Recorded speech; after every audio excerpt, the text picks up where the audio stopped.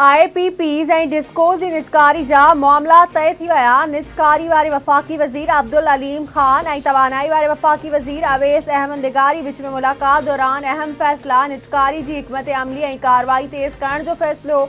वज़ीरनि पारां लाॻापियल अमलदारनि खे निजकारी जे मामलनि खे हतमी शक्ल ॾियण जी हिदायत। वफ़ाक़ी काबीना जी मंज़ूरी खां पोइ एयरपोर्ट आउट सोर्सिंग ऐं PIA जी निजकारी लाइ कमेटी बि क़ाइमु। नोटिफिकेशन जारी। बचाव ऐं एविएशन वारो वज़ीर सरबराही कंदो। निजकारी वारो वज़ीर परॾेही वज़ीर सेक्रेटरी निजकारी डेप्टी चेयरमैन प्लानिंग कमीशन ऐं सेक्रेटरी एविएशन डिवीज़न कमेटी जा मेंबर हूंदा। नोटिफिकेशन मूजिबि कमेटी एयरपोर्ट मैनेजमेंट जी आउट सोर्सिंग जो जाइज़ो वठंदी ऐं PIA जी निजकारी वारनि मामलनि जी निगरानी कंदी। सुप्रीम कोर्ट अॻूणे जज शौकत अज़ीज़ सिद्दीकी जी बरतरफ़ीअ वारो सुप्रीम जुडिशल काउंसिल जो फ़ैसिलो कल्ह अदम करार ॾेई छॾियो। चीफ जस्टिस पारां केस जो 22 सफ़नि ते बदल तफ़सीली फ़ैसिलो जारी। फ़ैसिले में चयो वियो आहे त शौकत अज़ीज़ सिद्दीकी जी बरतरफ़ीअ बाबति सुप्रीम जुडिशल काउंसिल जे फ़ैसिले खे ग़ैर क़ानूनी करार ॾिनो वञे थो। शौकत अज़ीज़ सिद्दीकी खे बहाल नथो करे सघिजे। खेसि रिटायर्ड जज तस्वर कयो वेंदो। इस्लामाबाद हाई कोर्ट जे जज तौरु हू रिटायरमेंट ऐं ॿियनि समूरियुनि मराइतुनि तोड़े पेंशन जो हक़दार हूंदो। शौकत अज़ीज़ सिद्दीकी खे 11 अक्टूबर 2018 ते असास इदारनि ख़िलाफ़ तक़रीर करण ते उहिदे तां हटायो वियो हो। कैश बैलेंस बहितर आहे। हुकूमत समूरो कर्ज़ वक़्त ते अदा कंदी। अदायगियुनि सां पाकिस्तानी करेंसी ते दबाव न पवंदो। नाणे वारे वफ़ाक़ी वज़ीर मोहम्मद औरंगज़ेब चयो आहे त पाकिस्तान घटि में घटि 3 सालनि जे लाइ IMF प्रोग्राम वठंदो। उमेद आहे त रुपए जो मुल्ह मुस्तहकम रहंदो ऐं ईंदड़ माली साल में तरक्की जी शरह बि बहितर रहंदी। पाकिस्तान हलंदड़ साल चीनी मार्केट में $300 मिलियन जा बॉन्ड्स जारी कंदो। हुकूमत सीड़पकारनि जी सहूलियत जे लाइ हर मुमकिन क़दम खणी रही आहे। रिकॉर्डिंग मनसूबो बलूचिस्तान जे तरक्की लाइ गेम चेंजर साबित थींदो।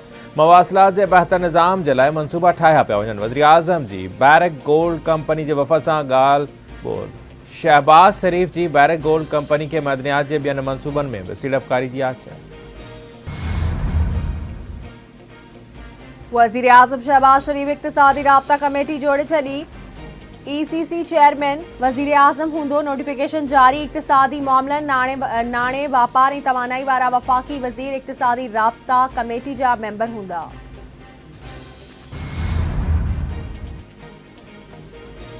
सदर आसिफ अली ज़रदारी योम पाकिस्तान ईद उल फितर के मौके ते क़ैदियुनि जे सज़ाउनि में 90 ॾींहनि जी घटिताई जी मंज़ूरी ॾेई छॾी।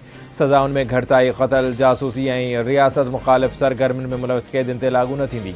ज़िना चोरी धाड़े अगवा ऐं दहशतगर्दीअ में मुलविस क़ैदियुनि ते बि सज़ाउनि में घटिताई लागू न थींदी।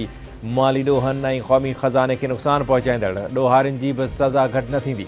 सदर सज़ाउनि में घटिताई जी मंज़ूरी आइन जे आर्टिकल 4-5 ऐं rules of business J rule 15A तहत ॾिनी। डेरा इस्माइल खान में सिक्योरिटी फोर्सेस जे काफ़िले ते आपघाती हमले में पाक फ़ौज जा 2 जवान शहीद थी विया। आपघाती बमबार पंहिंजी गाॾी सिक्योरिटी फोर्सेस जे काफ़िले सां टकराए छॾी, जंहिं जे नतीजे में 2 अहलकार शहीद थिया। शहीदनि में नायब सूबेदार यासिर शकील ऐं सिपाही ताहिर नवीद शामिल। ISPR मूजिब सिक्योरिटी फोर्सेस दहशतगर्दी जी लानत खे ख़त्म करण लाइ पुरज़म आहे। असांजे बहादुर सिपाहियुनि जूं अहिड़ियूं कुर्बानियूं असांजे अज़्म खे वधीक मज़बूत कनि थियूं। बुज़दिलाणे हमले जे ज़िम्मेवारनि खे कैफ़े किरदार ताईं पहुचायो वेंदो।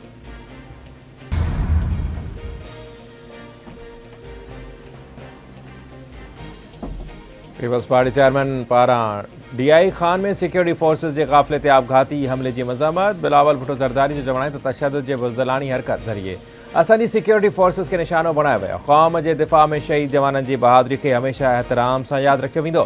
पीपल्स पार्टी दहशतगर्दी खे मोह ॾियण जे लाइ पंहिंजे अज़्म में पूरी क़ौम सां गॾु बीठी आहे।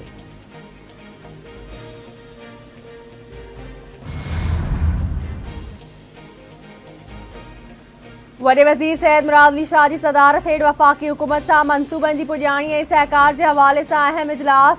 ज़राअत जी तरक़ी लाइ ख़ासि क़दम खणण जो फ़ैसिलो। वॾे वज़ीर ज़राअत खाते खां कॉर्पोरेट फार्मिंग मुतारिफ़ कराइण लाइ तजवीज़ूं तलब करे वरितियूं। मार्केट में सर्टिफाइड ॿिज जी दस्तियाबी यकीनी बणाइण जी बि हिदायत। वॾे वज़ीर जो चवणु आहे त चाहियां थो त ज़रई शोबे लाइ दोस्त मुल्कनि जी टेक्नोलॉजी मां फ़ाइदो वठी तरक़ी ॾियारी वञे। जेसिताईं फसलनि जी पैदावार न वधंदी तेसिताईं न हारी मज़बूत थींदो न मईशत मुस्तहकम थींदी। इजलास में सिंध रेवेन्यू बोर्ड ऐं फेडरल बोर्ड ऑफ रेवेन्यू विच में डेटा शेयरिंग खे बहितर करण जो बि फ़ैसिलो।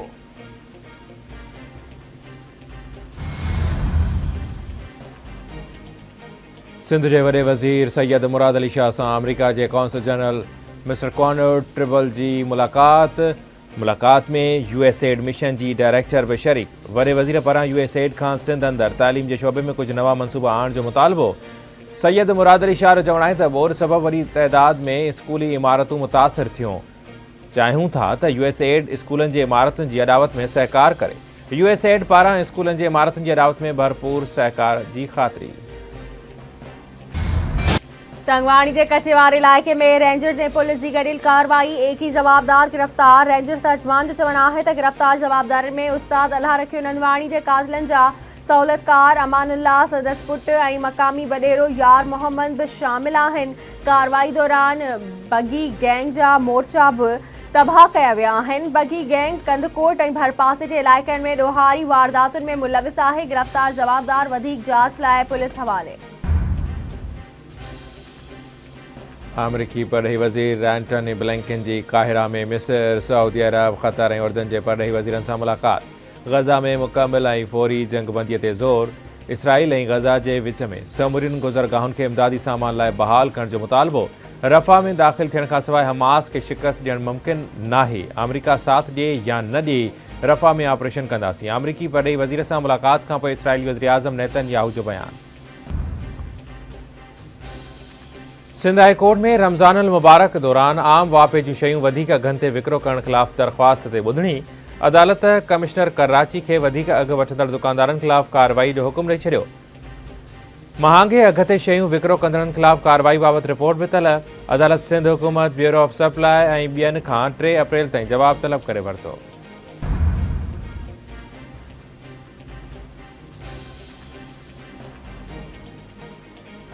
भूटान सां सहकार ऐं लाॻापा बरक़रार रखण लाइ भारतीय वज़ीर आज़म नरेंद्र मोदी 2 ॾींहनि जे सरकारी दौरे ते भूटान पहुतल। मोदी जे भूटान दौरे जो मक़सद चीन बाबति ख़दशा ख़त्म करण ते ख़ासि ध्यानु ॾिनो वेंदो। पर ख़ाबिर इदारे मूजिबि चीन जे आलमी साख़ सबबि भूटान ते दबाव आहे त हू बीजिंग सां सरहदी मुआइदो करे वठे, पर कंहिं बि मुआइदे जी मंज़ूरी लाइ उनखे पंहिंजे इतिहादी भारत खां बि इजाज़त वठणी पवंदी आहे।